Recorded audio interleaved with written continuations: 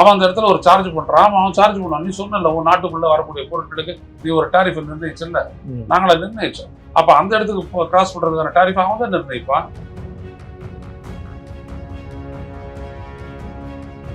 இப்ப கூட என்ன சொல்றான், 3 விஷயத்த வந்து அடிப்படையா வச்சுக்க, அப்புறம் நம்ம பேசுவோம். ஒண்ணு, அணு ஆராய்ச்சி தொடர்பான என்னுடைய முயற்சியை நான் கைவிட மாட்டேன். சர்தா அதுவும் போற யாருக்காக இந்த போரை பண்றான்னு அமெரிக்கன் கேக்குறான். அங்க இருக்கிற அவன் வந்துட்டு எப்படா நமக்கு அச்சுறுத்தல், அவன் அணு ஆயுதம் வச்சுட்டு இருந்தானா, அவன் அணு ஆயுதம் வச்சுதான் நம்மளும் தான் அணு ஆயுதம் வச்சுட்டு இருக்கிறோம், நம்ம அச்சுறுத்தல் யாருக்காவது? புரியுதுங்களா? அப்படியேப்பட்ட ஒரு ஆளை அவர் இருக்கிறாரு. அவரு அறிவின்மையினுடைய ஒஸ்ட் அந்த மாதிரி ஒரு கட்டம்.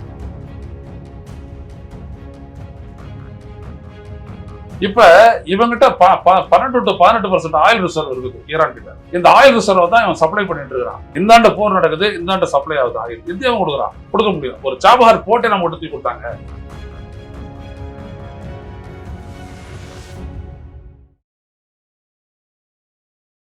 சிட்டாசிஸ் தமிழர் 4.0 அணிகளாய் திரள்வோம், அமைப்பாய் உயர்வோம். ஜூலை 24-25 ஹில்டன், சென்னை. உலக தமிழர்களுக்கு வணக்கம். இது கிங் டிவி. இன்றைய நிகழ்வில் நம்மோடு அரசியல் விமர்சகர் மூத்த பத்திரிகையாளர் திரு ஐயநாதன் அவர்கள் நிகழ்வு நிற்கிறார். சார் வணக்கம். வணக்கம். மீண்டும் போர் பதற்றம் அப்படின்றத நம்ம ஊடகங்கள்ல பார்க்க முடிகிறது. உள்ளபடி இங்க இருக்க ஊடகங்கள்ல அங்க நடக்கக்கூடிய போர் பதற்றம் தொடர்பான நிகழ்வு எல்லாமே மிகையாக சொல்லப்படுகிறதா அப்படின்ற கேள்வியும் மக்கள் கிட்ட இருக்கு. இங்க வந்து மிகையா காட்டுறாங்களா இல்ல நடக்கிறதா காட்டுறாங்களா அப்படின்ற கேள்வி இருக்கு. அது முதல்ல எந்த அளவுக்கு உண்மை? ஈரான், இஸ்ரேல் இந்த போருக்கான காரணங்கள்லாம் இங்க காட்டப்படுறது உண்மைதானா இல்ல ரொம்ப மிகையா காட்டுறாங்களா? பெரிய போர் வந்துட்டு இருக்கு அப்படின்றது இல்ல. அதாவது இந்தியாவுடைய ஊடகங்கள் வந்துட்டு ஈரான், அமெரிக்கா, இஸ்ரேல் இந்த போரை பற்றிய டெபிக்ஷன் காட்டக்கூடிய விடயங்கள் எல்லாமே பாத்தீங்க அப்படின்னா, அவங்க வந்துட்டு ஒரு பெரிய போரை வந்துட்டு லைவ் கமெண்ட்ரி கொடுத்துக்கிட்டு கிரிக்கெட் மேட்ச் பார்க்குற மாதிரி நடத்துற மாதிரியான ஒரு இதுதான் பண்றாங்களே ஒழிய, இது வந்துட்டு எவ்வளவு ஆழமானது, இதுல இருக்கக்கூடிய நியாய அநியாயங்கள் என்ன, இதுல ஏன் நம்ம இந்தியா எடுக்கக்கூடிய நிலைப்பாடு என்ன அப்படின்னு யாருமே பேசுறது இல்லை. ஒரு ராஜதந்திர கோணமே அதுல இல்லை, டிப்ளமேட்டிக் ஆங்கிலே இல்லை. இதுதான் ரொம்ப பெரிய அவலம். ஒரு போர் நடக்குதுன்னா அந்த போரினுடைய நியாய அநியாயத்தை இங்க இருக்கக்கூடிய ஜேர்னலிஸ்ட் அனலைஸ் பண்ணி சொல்ற மாதிரி இருக்கணும், ஒரு நிலைப்பாடு எடுக்க வைக்கணும். அதுதான் உலகத்தினுடைய ஒப்பீனியனை கிரியேட் பண்ணக்கூடிய முக்கியமான செயல். சும்மா அங்க எப்படி நடக்குது, அவங்க இந்த மாதிரி கொண்டு போட்டாங்க, அப்படியே ஒரு மெசைல் போச்சு, அது வந்துட்டு இந்த மாதிரி ஒரு மிசைல், அப்புறம் அந்த மிசைல் வந்துட்டு இங்கே விழுந்துச்சு, அது இவ்வளவு பெரிய டேமேஜ் ஆச்சு, அந்த கதையெல்லாம் வந்துட்டு இருக்கட்டும். அது அப்புறம் திடீர்னு உலக செய்தி ஆய்வாளர்ன்ற பேர்ல ஒரு 4-5 பேர் உட்காந்து ஒவ்வொரு ஊடகங்கள்ல பேசுவாங்க. அடிப்படை என்னன்னா என்ன நியாயம் அதுல? அதான் கேட்கும். ஏன் ஈரான் அழிக்கணும்ன்றான்? அந்த அடிக்கணும்னு அவன் சொல்றதுக்கு என்ன நியாயம் இருக்கு? அவன் எப்படி இன்னொரு நாட்டை அடிக்கிறது ஆக்குறத பத்தி தீர்மானிக்க முடியும்? ஈரான் பண்றதுல என்ன நியாயம் இருக்கு? ஒரு கடல் வெளியே வந்து தன்னுடைய அதிகாரத்துக்கு கொண்டு போலாமா? உனக்கும் அவனுக்கும் சண்டைனா நீ சண்டை போடுப்பா, நீ எப்ப ஒரு இடத்தை ஆக்கிரமிக்கிறன்ற கேள்வி வைக்கிறாங்க. இப்ப ஹார்மோஸ், அதான் நீங்க சொல்லுங்க. ஆமா, ஹார்மோஸ் நீரிணைய தொடக்கூடாது. நீரிணை பகுதி எங்க இருக்கு? அது பெர்சியன் கல்ஃப்ல இருக்கு. பெர்சியன்ற நாடுதான் வந்துட்டு ஈரான். பெர்சியன் கல்ஃப்னா அவனுடைய பேர்ல தான் அந்த கல்ஃபே இருக்கு. அப்ப அவனுடைய டெரிட்டோரியல் வாட்டர்ஸ்குள்ள தான் இருக்குது. அதுல அவன் நிர்ணயிக்காத வேற அவன் நிர்ணயிக்க முடியும் இல்ல? அது அறமான்னு கேக்குறாங்க. ஆமா, அது நியாயமா? அது 14 நாட்டிக்கல் மைல்ஸ் வந்துட்டு பாத்தீங்க அப்படின்னா டெரிட்டோரியல் வாட்டர்ஸ் அப்படின்னு. 14 நாட்டிக்கல் மைல்ஸ் என்னன்னா 1.8 கிலோமீட்டர் ஒரு நாட்டிக்கல் மைல். அப்படி 14க்கு 14 18 80 80 80 8 நாங்க 38 நாங்க 32.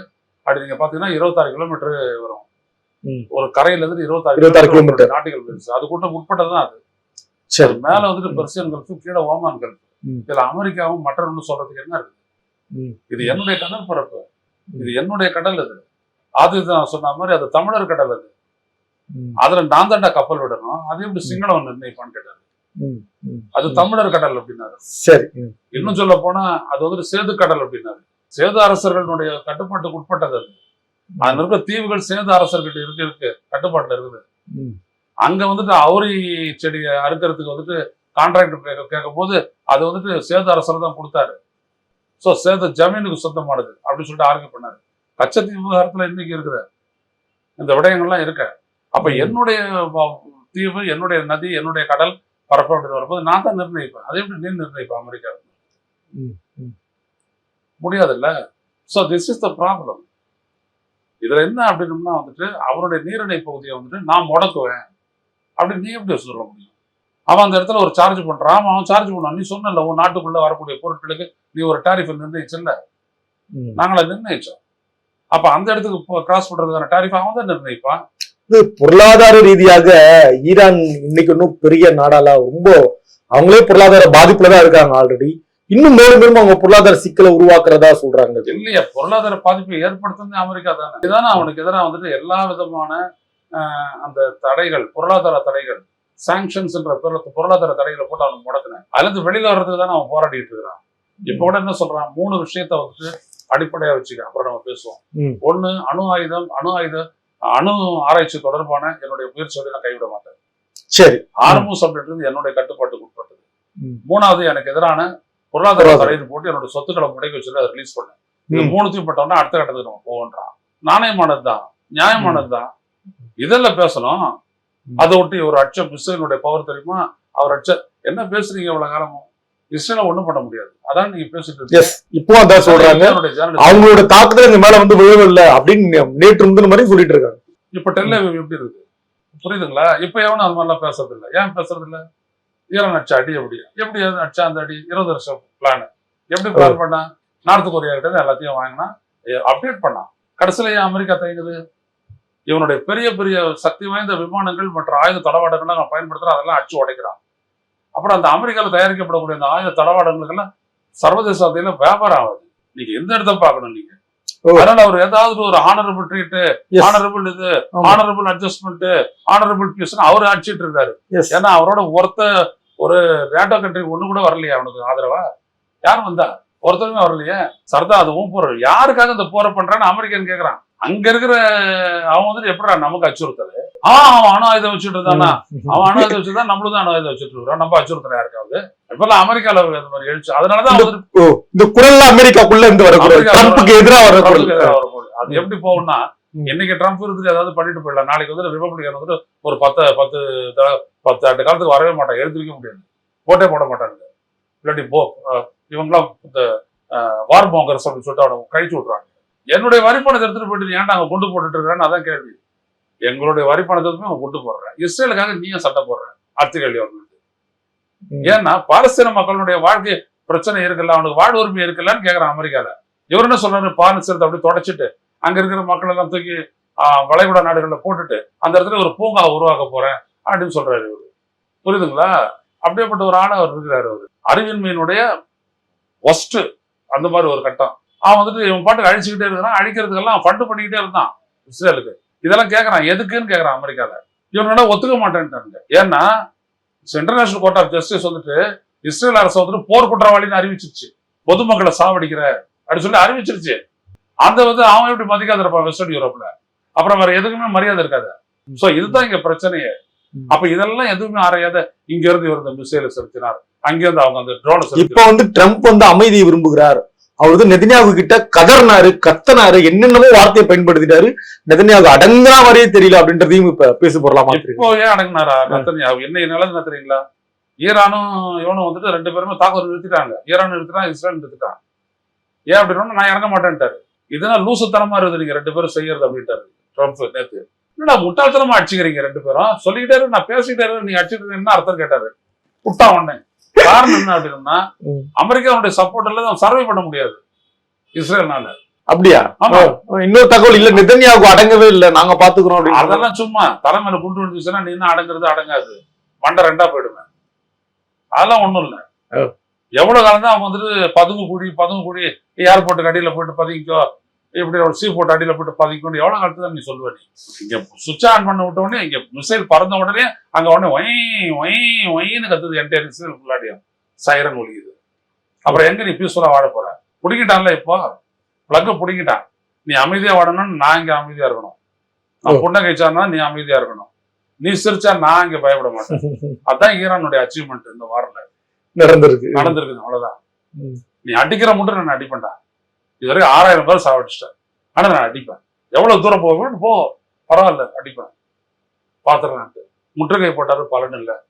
போராட்டத்தை நிறுத்தி போட்டாரு. அவன் சொன்ன உன் ஷிப்பையும் அடிப்பேன் அப்படின்னா உடனே அந்த ஷிப்பு போயிடுச்சு பின்னாடி. எது விமானம் தாங்கி போர்க்கப்பெல்லாம் போயிடுச்சு.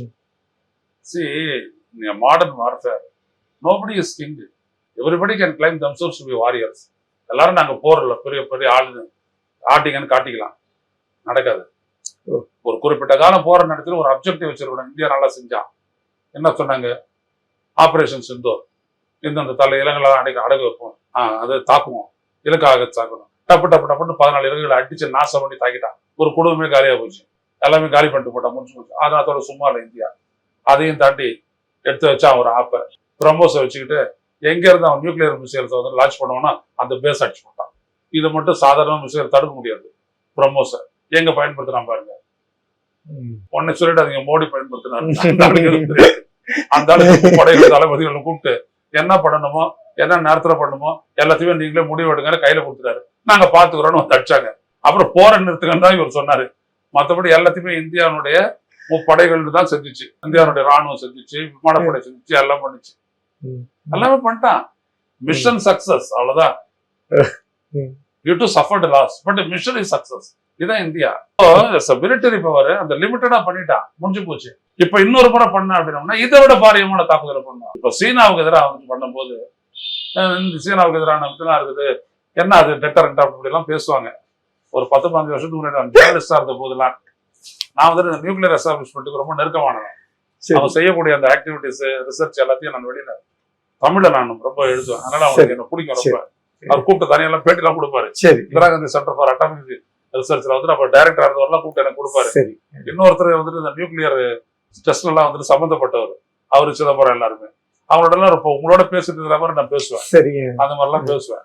அப்போ வந்துட்டு நான் கேட்டேன், எனக்கு முதல்ல ஒரு பதில் வேணும் அப்படின்னு. சரி, இங்க இருக்கிறவர் அவர் சொன்னார், நான் அத்துப்பட்டு அவர்கிட்ட விடுறேன், உங்ககிட்ட மட்டும் தான் பேசுவாரு, ஆனா நீ வெளில சொல்லக்கூடாது. சரி நான் போனேன். Anil Kakodkar Indian atomic energy இதனுடைய தலைவர் அவர் தான். அவர் ஏகப்பட்ட எக்ஸ்டென்ஸ் 66-68 வயசுக்கெல்லாம் போயிடுச்சு. எக்ஸ்டென்ட் பண்ணிக்கிட்டே போனாங்க. ஒல்லியா இருப்பாரு, பாக்குறதுக்கு ஒண்ணுமே தெரியாது. மார்க்கெட்ல விட்டீங்கன்னா எவனோ ஒருத்தன் வந்துருக்கிற பழைய கடவை அந்த மாதிரிதான் இருப்பாரு. அவரு கையை கட்டிட்டு அப்படியே வேடிக்கை வைப்பாரு. அவர் தான் வந்துட்டு எல்லாத்தையும் முன்னெடுக்கிறவர். அவர்கிட்ட போயிட்டு டெட்டரண்ட் என்னையா கேட்டீங்க. சீனா எவ்வளவு வலிமையான ஆயுதத்தை வச்சு நம்மள அடிக்க முடியுமோ அதே வலிமையோட நான் அவனை அடிப்பேன், நாம அவன் அடிப்போம். இதுக்கு பேர் தான்டா டெட்டரண்ட். அப்போ அப்படின்னாரு, அவன் கிலோட்டன்ல போட்டாலும் நான் கிலோட்டன்ல அடிப்பேன், அவன் மெகாட்டன்ல போட்டாலும் நான் மெகாட்டன்ல அடிப்பேன். அந்த கேப்பபிலிட்டியை நம்ம அக்யூர் பண்றோம்ன்றதுதான் இதுதான் உண்மை. உடனே சொல்றேன், இது நான் பப்ளிக்ல சொல்லட்டுமா? கொடுக்கு மட்டும் அப்படின்னாரு. 10 வருட காலத்திற்கு மேல நான் அதை அப்படியே வச்சுருக்கேன், சொல்லவே இல்லை யாருக்கிட்டையும். இப்பெல்லாம் ஏன் சொல்ல வரேன் அப்படின்னா, இந்தியாவுடைய கேப்பபிலிட்டி ஒண்ணு மோடி மஸ்தான் அப்படிலாம் கிடையாதுடா. இதெல்லாம் நம்மளுடைய நியூக்ளியர் எஸ்டாப்ளிஷ்மெண்ட், நம்மளுடைய இஸ்ரோ, நம்மளுடைய டிஆர்டிஓ, நம்மளுடைய ராணுவம், நம்மளுடைய விமானப்படை, நம்மளுடைய கப்பற்படை, நம்மளுடைய அதிகாரிகள் அப்படின்னு நான் சொல்றது இருக்காங்க. இவங்க லேபிள் விட்டுருவாங்க. ஆமா, வந்தே அப்போ இந்தியாவுடைய அந்த போர் தந்திரன்றது ரொம்ப முக்கியமானது. ஆபரேஷன் சிந்தூர்ன்றது ஒரு நடவடிக்கை வந்துட்டு இவ்வளவு அழகா ஸ்கீம் பண்ணி அந்த 14 தளங்களையும் அடிச்சு போட்டாங்க. பாதி பாகிஸ்தான் இருக்குது, பாதி பாகிஸ்தான் ஆக்குபைடு காஷ்மீர் இருக்குது. ரெண்டுத்தையும் வச்சு அடிச்சாங்க, கட்டக்கடன் அடிச்சிட்டாங்க. அப்புறம் மிசைல் பேச தகர்த்துறாங்க. நம்ம இழந்த சில விமானங்கள், அதை பத்தி எல்லாம் ஒண்ணு கவலை இல்லை. மிஷன் சக்சஸா இல்லையா, அவ்வளவுதான். ஒருத்தன் சொல்லுவானு, வழிகாட்டினீங்கன்னு போயிட்டு வந்துடுறேன்னு முடிச்சிட்டேன்னு, இதோ பாருங்க தலை அடி போனால வடிவகிட்டா, அந்த மாதிரி தான் அது கிளீனா பண்ணிட்டு போனாங்க. இதுதான் வந்துட்டு நம்மளுடைய கேப்பபிலிட்டின்றது. இந்தியா இதை தாண்டி போயிட்டு பாகிஸ்தானை டாமினேட் பண்ணவே இல்லை. மோடி எடுத்த டிசிஷன் தான் சிந்து நதியில இருந்து நான் தண்ணீர் விட மாட்டேன்னு சொன்னது. அதுதான் அந்த அவன் ஒத்துக்க மாட்டேன்ட்டான் World Bank. No you can stop that அப்படின்ட்டான். முடிஞ்சு போச்சு, அவ்வளவுதான். ஒண்ணுமே பண்ண முடியாது. அந்த நாட்டுக்கு போற தண்ணீரை ஒரு சொட்டோட நீ தடுக்க முடியாது. இதை நாங்களே கண்டிச்சோம், ஆனா அவங்களுக்கு யாராவது அவங்க சொன்னாங்க. இவ்வளவுதான் வித்தியாசம். சோ இந்த இடத்த போரை பொறுத்த வரைக்கும் அமெரிக்காவுக்கும் அதே தான், அவனுக்கும் அதே தான் போற. என்ன சாதிச்ச? போனேன், குண்டு போட்டு அழிச்சா, என்ன சாதிச்ச? ஒத்துக்கல இல்ல, அப்பதான் நான் அவனுக்கு நிறுத்துவேன், அவனுடைய அணு ஆயுத திட்டத்தை நிறுத்துவேன் அப்படின்னா நிறுத்த முடியாதுன்ட்டான். அது என்னுடைய இறையாண்மை சம்பந்தப்பட்டது, நான் நிறுத்த மாட்டேன், அவ்வளவுதான். நான் உன்னோட நிரந்தர சமாதானத்துக்கு தயார்.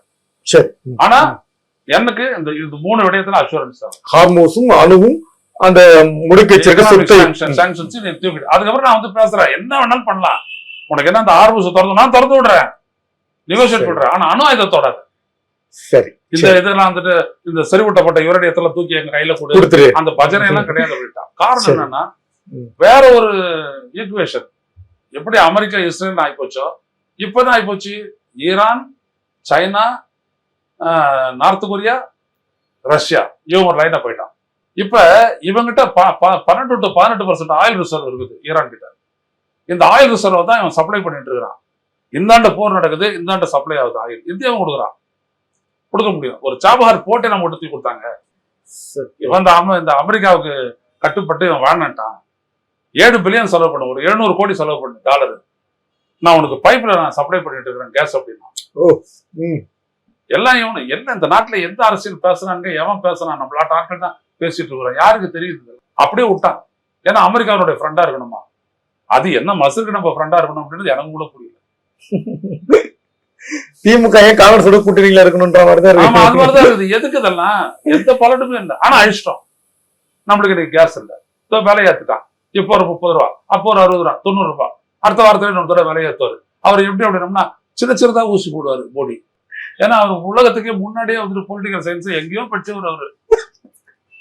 ஆமா, அந்த மாதிரி ஆளெல்லாம் வச்சுக்கிட்டு இன்னைக்கு பார்த்தோன்னா கிரைசிஸ் அப்படின்றான்.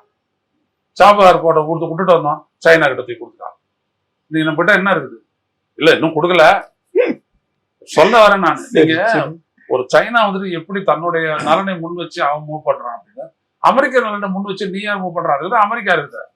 அப்ப இந்த மாதிரிலாம் ஆயிப்போச்சு. இப்ப என்ன ஆயிப்போச்சு, நான் வரமாட்டேன், முட்டாள்தனமா இருக்குதுன்னு ட்ரம்ப் சொன்ன உடனே 2 பேரும் எடுத்துட்டாங்க. சரி தோற ஓகே அப்படின்ட்டாங்க. பட்டு நின்று போச்சு. நீ காத்தால இருந்து போர் கிடையாது, அவ்வளவுதான். சோ இவ்வளவுதான். சோ இதுல போர்ல வந்துட்டு அட்வென்ச்சரிசம் அப்படின்றது நியூஸ் கிடையாது. டிப்ளமேட்டிசம் என்னது? அவனுடைய என்ன கேட்கறான், இவன் என்ன கேட்கறான்? இஸ்ரேல் என்னது எக்ஸ்பான்ஷன். அவர் லெபனான் அடிக்குது, மேல லெபனான் அடிக்கணும். ஹெஸ்புல்லாவை நான் விட்டு தர மாட்டேன்ட்டான். ஹெஸ்புல்லாவை நான் விட்டு தர மாட்டேன்ட்டான். நான் எப்படி அவனை விட்டு தருவேன் அப்படின்னா, நானும் சியா அவனும் சியா, நீ விட்டு தருவியா?